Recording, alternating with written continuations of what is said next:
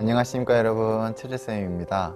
오늘은 대한민국 학생들의 현실적인 다이어트 유지어트 방법 칼로리 편입니다. 그 순서로는 첫 번째, 다이어트의 원리. 두 번째, 선생님이 추천하는 학생들의 현실적인 다이어트 유지어트 방법. 세 번째, 학교에서의 다이어트 유지어트의 예시. 이렇게 세 가지를 준비해 봤습니다. 첫째, 다이어트의 원리입니다. 다이어트에 성공하기 위해서는 섭취 칼로리보다 소비 칼로리가 좀 더 많으면 다이어트에 성공할 수 있습니다. 이때 칼로리는 여러분들이 하루 동안 먹은 양의 총량이 되고, 소비 칼로리는 기초 대사량 플러스 활동 대사량입니다. 기초 대사량은 여러분들이 생명활동에 꼭 필요한 기본적인 에너지이고, 활동 대사량은 기초 대사량 그 외에 여러분들이 공부를 한다거나 일을 한다고 했을 때, 활동을 했을 때 생겨나는 에너지의 소비량을 활동 대사량이라고 합니다. 다이어트 원리를 진짜 간단하게 설명하면은, 여러분들이 먹는 것보다 여러분들이 움직이는 게 많으면은 당연히 체중이 감소하겠죠. 하지만 체중이 1kg 감소한다는 것이 지방이 1kg 감소한다는 얘기는 아닙니다. 우리 몸의 에너지 소모 순서는 탄수화물, 지방, 단백질 순이며 하루 최대 700칼로리 이하의 에너지를 소모하며 꾸준히 운동을 해야지 골격근 소모와 근손실이 없이 지방만 제거할 수 있습니다. 하지만 이것은 일반인들한테 그렇게 쉽지 않은 이야기입니다.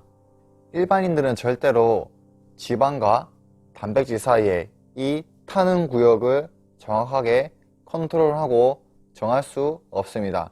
그렇기 때문에 막연하게 굶는다거나 그런 식으로 다이어트를 하는 게 빈번합니다.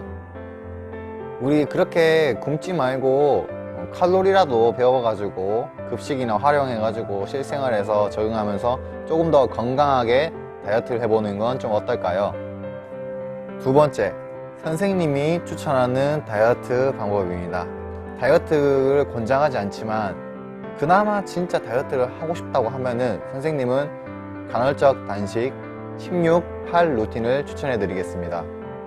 이러한 간헐적 단식에는 두 가지 대표적인 방법이 있는데, 첫 번째는 선생님이 추천한 16-8 루틴, 두 번째로 5대2 루틴입니다. 첫 번째 16대8 루틴은 뭐냐면, 하루를 16시간과 8시간으로 쪼개서 16시간 동안 공복 유지, 그리고 8시간 동안은 자유롭게 먹을 수 있는 시간을 주는 겁니다. 그리고 두 번째 5대2 루틴. 5대2 루틴은 일주일을 5일과 2일로 나눠서 5일 동안은 그냥 평상시대로 먹고 2일 동안은 평상시에 먹는 것보다 4분의 1로 줄여서 먹거나 아니면 금식해서 먹는 방법입니다. 하지만 이 5대2 방법은 여러분들이 성장기에 있으니까 절대 추천하지도 않고 시도해서도 안 됩니다. 선생님이 추천한 16대8 루틴에서도 두 가지 주의할 점이 있습니다. 첫 번째, 폭식. 두 번째, 식사 시간의 변동. 이 두 가지의 공통점이 뭔지 아나요? 바로 몸의 항상성을 배신한다는 겁니다.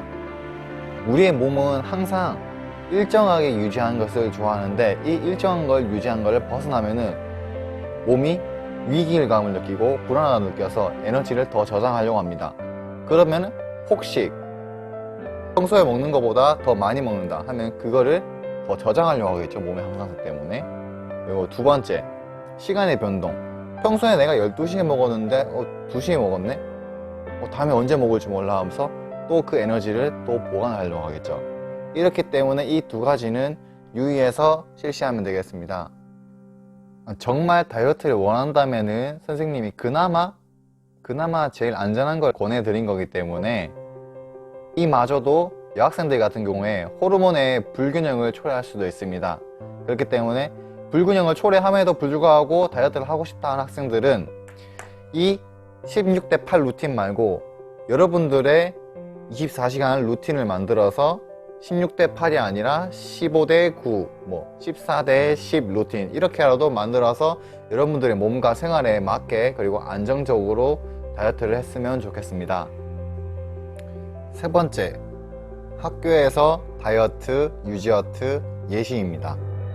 우선 본격적으로 예식을 하기 앞서가지고 학교 급식 한 끼가 800칼로리라는 거 여러분들 알고 계셨습니까?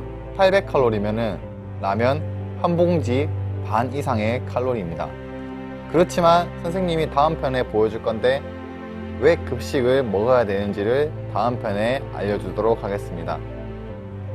고등학교 2학년에 160cm, 55kg 정도 되는 기숙사에 사는 한 여학생이 있습니다.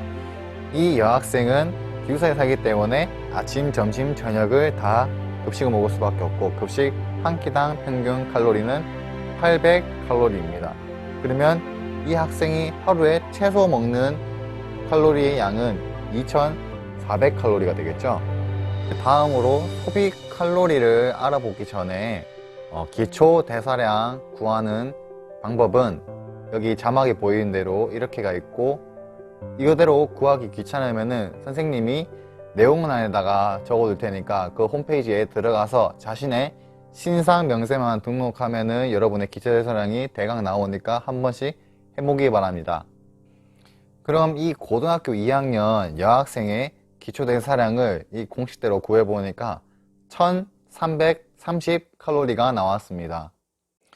자, 기초 대사량을 구했다면은 다음으로 이제 활동 대사량을 구할 차례인데요. 활동 대사량은 기초 대사량 곱하기 신체적 움직임이 별로 없는 직장인이나 학생 같은 경우에는 곱하기 0.2나 0.3, 그리고 운동을 많이 하거나 열심히 하는 학생은 곱하기 0.7이나 0.8을 하면 됩니다.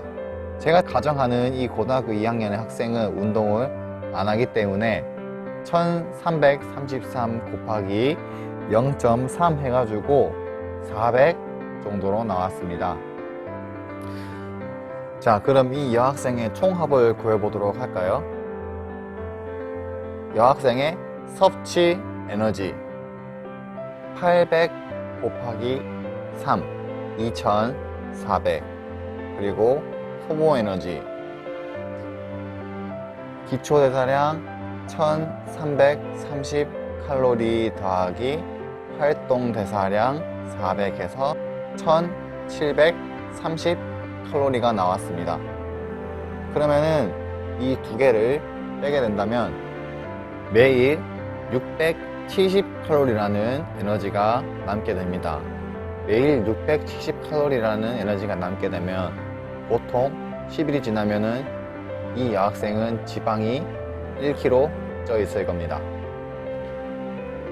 자, 그럼 반대로 이 여학생이 매일 운동을 하고 운동을 좋아하는 여학생이라면 활동 대사량이 달라지겠죠. 활동 대사량을 다시 계산해 봅시다.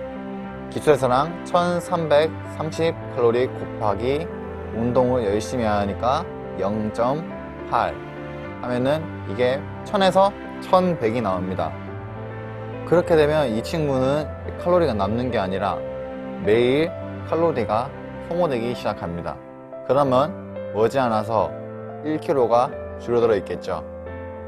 운동과 다이어트를 거론하기 이전에 여러분 몸 스스로가 어떻게 굴러가는지를 잘 알아야지 여러분이 스스로 잘 굴릴 수 있다고 생각하기 때문에 여러분은 지금부터 기초 대사량 체크와 그리고 활동 대사량 체크 등을 한번 해보고 하루 동안 어떻게 에너지를 소모했고 에너지가 남았는지를 계산해 봅시다.